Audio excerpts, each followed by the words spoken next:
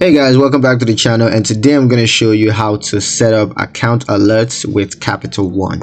Let's get straight into the video. First off, through online banking, what you want to do is to log into your Capital One online banking account, and then just click on the account settings or alert section to access the alert setup page.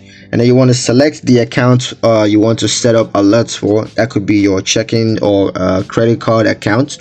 And then just choose the type of alerts that you want to receive. That could be low balance alerts, it could be large transaction alerts, it could be payment due reminders, or it could be credit limit alerts. So then you want to set the alert threshold and frequency, such as the minimum balance for low balance alerts and all that.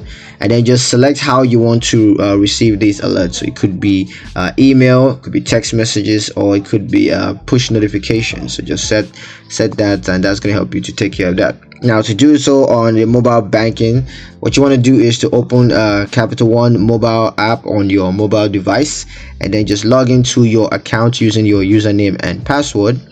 And then just click on the account settings or alert section to access the alert setup page, and then follow the same steps as the online banking to set up account alerts. Now, it's for types of account alert. There is the transaction alerts, where you receive alerts for transactions such as purchases or withdrawals.